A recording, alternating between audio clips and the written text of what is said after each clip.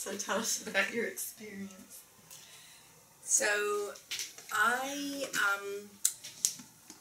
struggle with trusting myself, and so when you said make a pure intent, I thought, oh, I'm not going to be able to make a pure enough intent.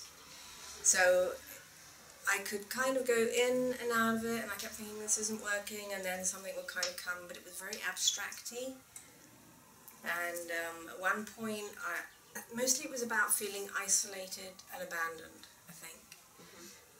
And I was a little girl in the first one, I think.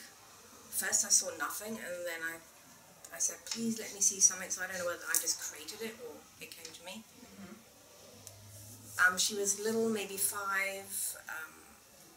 in a field on her own, and then you said go to your home. So I ran to a hut, and there was an oldish lady there who was my mother, but I didn't feel love or warmth or wanted. I felt like a wild little urchin, and I think maybe that was my mum in this life. And then the next one, I found myself on a beach, I think, and then suddenly it went very dark, black, like maybe I was locked up, and then I felt like I was on a spaceship flying through the sky, and there was lovely blue clouds and blue sky above me. So that was nice. The higher learning was something like stop identifying with the dark, your light.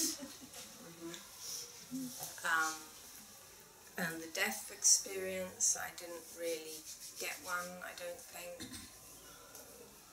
So I feel like I need to do this on my own, where there's no pressure and I can just let it happen, and maybe do it 10, 20 times, and at some point I'll start trusting myself that I can do it.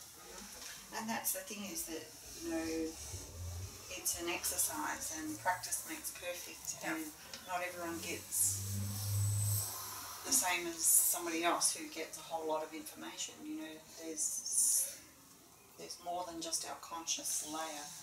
So, and we put ourselves in the way all the time. It's like, you know, this isn't going to work, I'm not pure enough, I'm this, I'm that.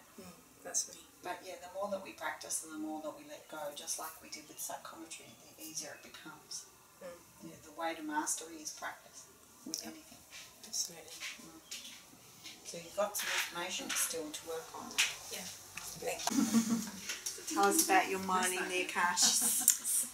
So I tried to let go more and trust more, and the first life that I went to, it was like a bright flash of golden sunlight, and I wondered, what's this? And then gradually it opened up, and I think it was like in Tahiti or Fiji, it was like a beach hut next to the sea on the beach, and I was a young woman who was just so joyous to live there, and she was fishing for her food, she could look after herself, she was totally spontaneous and just in such joy living in such a beautiful place and pleasing herself.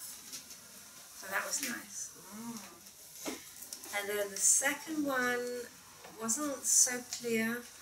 I think there were maybe a lot of troops. There were hordes of people, like military groups, and I was kind of walking around the edge watching them. Whether I was in charge of them, I don't know. I'm not quite sure about that, whether it's telling me that they were waiting for my command or they trusted me. Not quite sure. Okay. Perhaps we shall find out. Perhaps we shall.